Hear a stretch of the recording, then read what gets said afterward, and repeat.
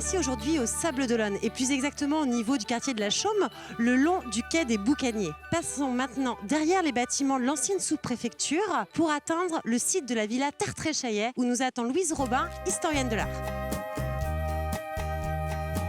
C'est en 1866 qu'un industriel nantais, Laurent Tertrais, acquit plusieurs parcelles à la Chaume pour y implanter une conserverie et y bâtir sa résidence. À la fin du 19e siècle, alors qu'un vaste parc paysager marquait la partie haute du site, un potager régulier se développait le long des quais.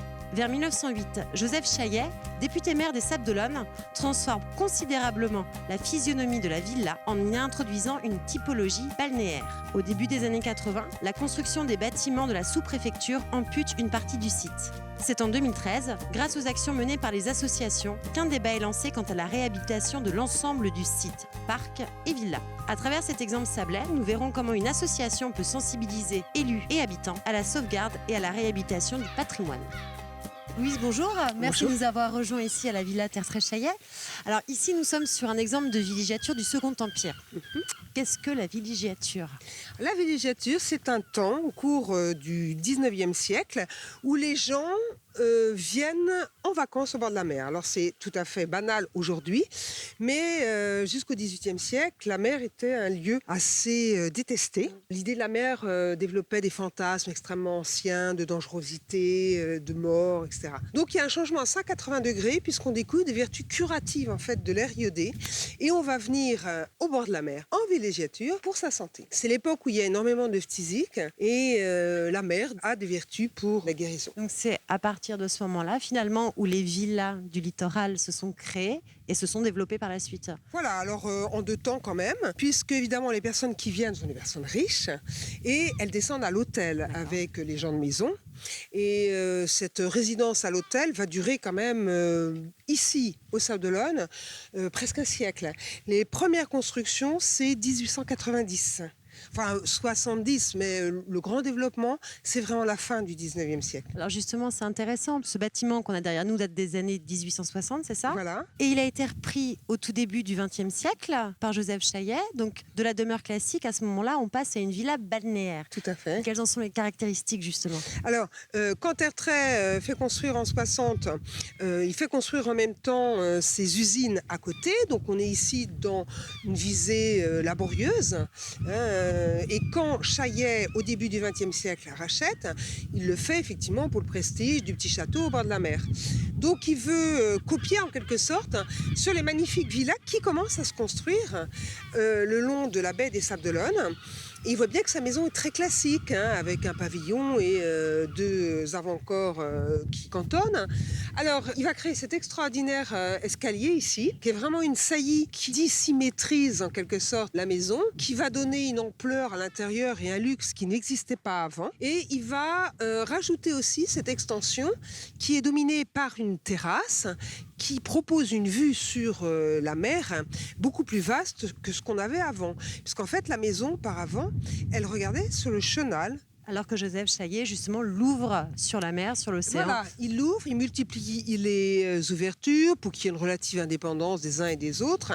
Il crée une maison beaucoup plus fantaisiste, qui n'était pas du tout la conception originelle.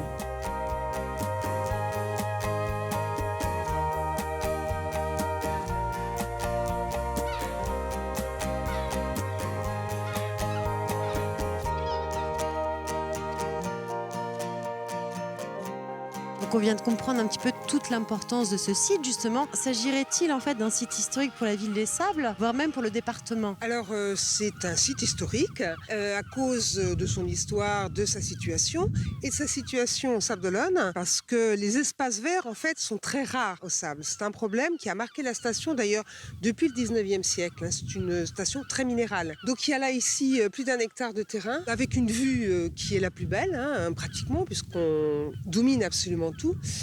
Donc c'est un site qui a une valeur touristique extraordinaire. Elle est très très importante pour les Sables. Son importance pour le département, est-ce qu'on a d'autres exemples comme cette villa ou comme ce parc sur le littoral vendéen ? Alors sur le littoral vendéen, il y a eu d'autres exemples, notamment je pense à Saint-Gilles. Pour certains cas, quand les maisons sont restées, le parc a été complètement amputé. Une maison patrimonialement parlant, elle a une valeur si elle est entourée évidemment de son écrin de verdure. Une fois qu'on l'ampute, c'est terminé. Il y a effectivement une belle maison, mais entourée d'immeubles 1980, ça n'a plus tellement de valeur. Alors justement, Louise, ça nous permet de finir avec votre association. Aujourd'hui, vous êtes présidente d'une association donc, qui œuvre pour la sauvegarde du patrimoine, l'association À Propos. Quelles sont vos missions justement ? Les missions, c'est se battre, et se battre très fort, pour éviter que les terrains soient vendus. On a été à deux doigts, en fait, d'avoir ici une multitude de petits pavillons. Alors, tout à chacun aurait profité d'une vue absolument superbe, mais dans ces problématiques, il faut penser aussi à conserver quelques exemples. Celui-ci, évidemment, était trop emblématique pour le rater. Et d'une façon générale, on essaye, et heureusement, on réussit assez souvent, se battre pour questionner des permis de démolir, puis essayer de prouver, architecturalement parlant, par le biais du patrimoine, que la maison doit être conservée. Alors, ce qu'on a fait surtout, c'est qu'on a participé extrêmement activement à la SPR qu'a lancée la ville des Sables-d'Olonne, qui va viser à protéger plusieurs milliers de maisons. On ne se rend pas compte que la ville des Sables-d'Olonne est une ville très ancienne, donc on a des traces même du XVIe siècle, qui ne sont pas visibles parce qu'elles croulent sous des épaisseurs d'enduit, comme dans le quartier du Passage, mais aussi à la Chaume. Et cette particularité des Sables-d'Olonne, il faut absolument contribuer à la faire connaître et à la faire voir, faire en sorte que progressivement, on restaure. Donc finalement, votre association détient aussi des missions de transmission, transmettre au grand public. Oui, c'est ce qu'on est en train de faire en ce moment. Je vois déjà des tas de gens lever les sourcils et se dire « Ah bon, des maisons aussi vieilles au Sables-d'Olonne, comment ça se fait ?» La transmission, c'est ça, c'est très simple, c'est lancer juste des messages qui animent les gens d'une curiosité très grande, qui après se déplacent puis se disent « Ah oui, c'est vrai, j'aurais pas cru. » Mais Louise, merci beaucoup pour votre intervention et puis à bientôt, j'espère. À bientôt, merci. Au revoir.